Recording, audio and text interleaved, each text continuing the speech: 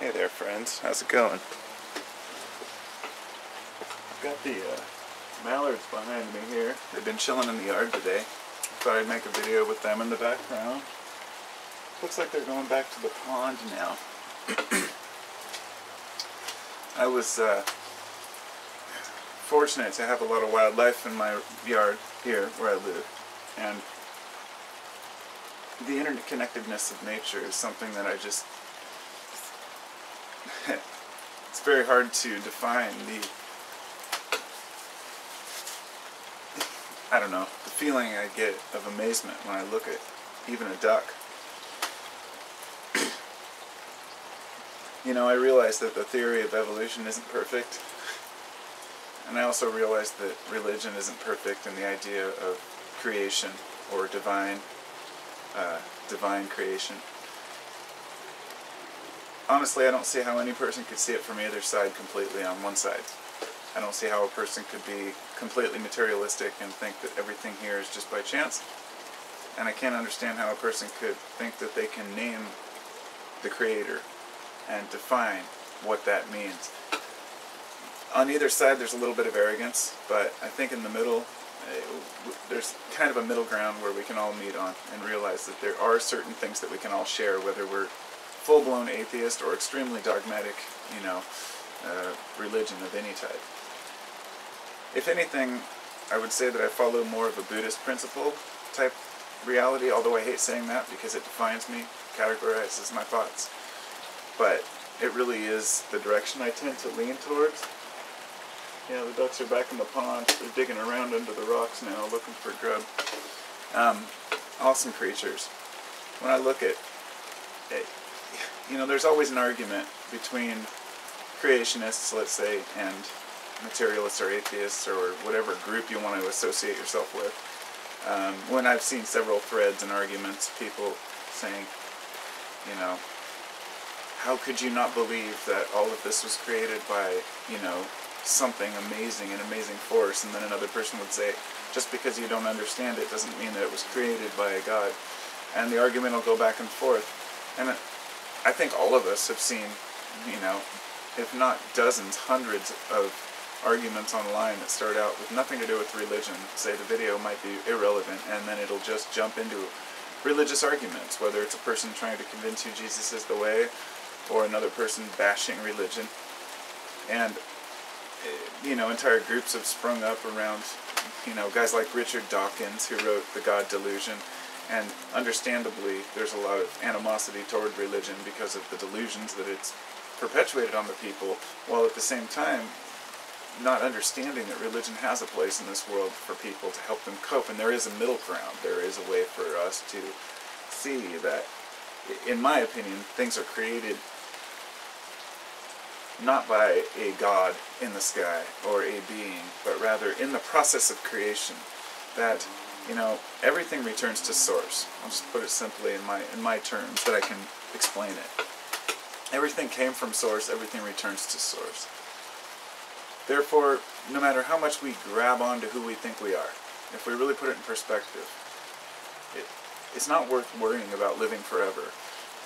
We want to hang on to who we are in our thoughts and carry that on into an afterlife. But remember this, if you lived for 1,000 years, then the first 100 would probably be forgotten by the time you died.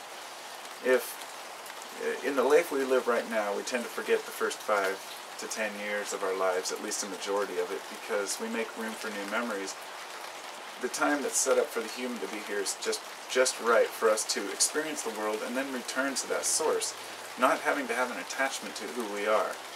And not to get too into the mystical side of it, because I know there are people out there who are religious and believe in a specific God, and that comforts them. And I'm not anyone to judge, although in years past I would have been a little more dismissive of people's beliefs. For me, I realized that people have to anthropomorphize their gods in order to handle a way to connect with that God, or rather putting the archetypes and metaphors for God in a way that people can understand, in a way that people can relate to one another, where people can join together, say in a church, and have a common understanding of something greater than themselves, which in itself is not a bad thing. It's just how we choose to behave, in between you know, the times when we go to church. You know, the old story about the guy who goes to church every Sunday and then beats his kids all week long, or, you know, is just an alcoholic and treats everyone like shit, or maybe they just, you know, the worst, you know, I shouldn't even use alcoholism, because the ultimate example is what they would call sloth, or not doing anything. The idea that some people live their whole lives and never make an effort to even be a better person, or improve their character, or even contribute to the society.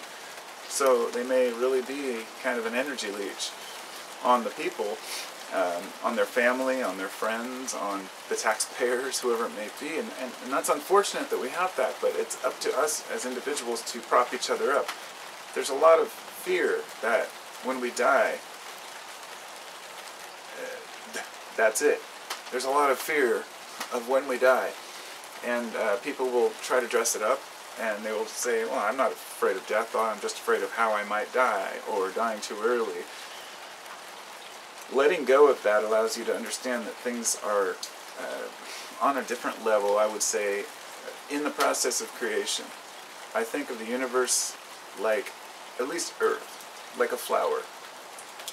It blooms and it decays. And it may have multiple blooms. Let's compare it to, you know, the fact that the Earth was born, it grew, and then eventually life flourished, and it was beautiful. Then there have been some catastrophes. There have been, I think, 5 extinctions, 4 or 5, and, you know, maybe that's like a multiple blooms, but by the end, the flower does wither and it dies, and it takes all the souls with it, everything. And I've been up and down all the different roads of religion, philosophy, you know, Eastern mysticism, and settled a while back on just being a person and experiencing life. Instead of working on finding any particular truth, it's for me a matter of letting go of every truth that I've learned. And so I'm trying to unlearn, not learn, about the world around me. And along the journey, I'm able to, you know, present these things on YouTube. And I could sit and tell you, well, I'm doing it for my own self, which is true, but I could also post them privately and have it my own private journal. I post them out there, obviously, for somewhat egotistical reasons, being honest with who I am as a little bit arrogance, because when people give me encouragement, or we have a discussion where it's enlightening and I can meet new people, that benefits me and makes me feel better about myself and makes me want to continue on the path that I'm on. Because reassurance from our fellow man, as much as we might hate to admit it, reassurance is what a lot of us need. And because we're all a little bit fragile inside.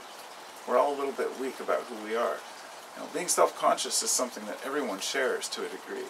No matter how tough a person might put on of a persona, you know, you can take the leader of the free world and, yeah, he's a baby inside, scared, just scared of what people think. I mean, just the President of the United States, who's supposed to be one of the most upstanding people. Are they ever? No. And it's because their insecurities are revealed more than anyone. Just like people who are famous, anyone who's famous gets, you know, thrown under the bus, and people point the finger and say, ha, look at your flaws. Just like when a celebrity goes to jail for drunken driving. So fucking what, right? But it's because people can say, ha, here's a person who plays this character, and he got caught, and, you know, it shows that he's flawed. And hey, we're all flawed. Welcome to reality. None of us know where we came from or where we're really going. So, I have to check the camera, make sure it's even still going. Good, good, good. I still have 3 minutes left. So, my SD card is out of space. I just haven't bought a new one, so I have to erase stuff every time I make a video to make a new one. So, being alive, it's quite an expedition, this life of ours. And I'm glad that I can come here and share it with everyone and get feedback on it.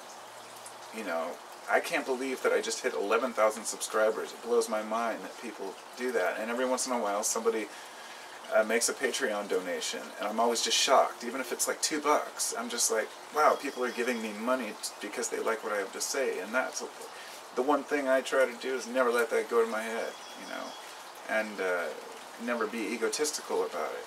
Because I've learned so much before I started YouTubing, and so much since then, but I know so much about myself that I can admit without having to put on a mask for all of you. You know, I can admit, yeah, I'm fucked up. I got problems too, just like everyone, but I'm working on them. I'm working on them. I'm doing my best, you know?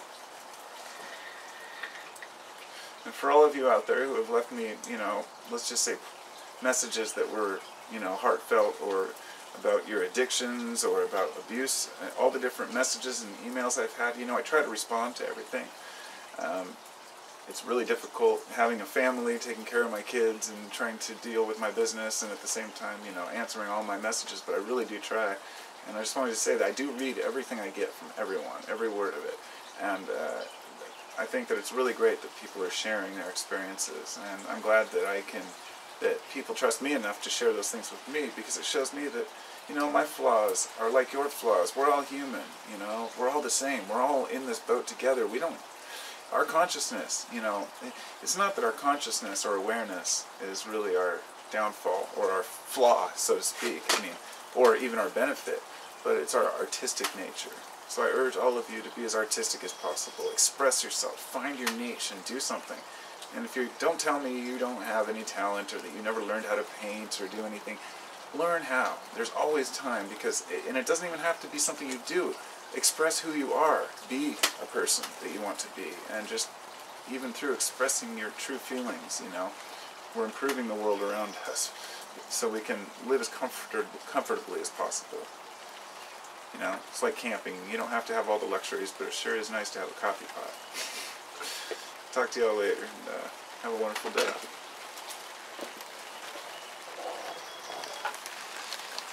I still have 26 seconds left here.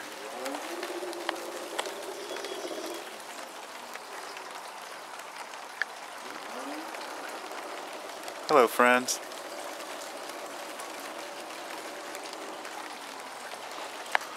Take care, everybody.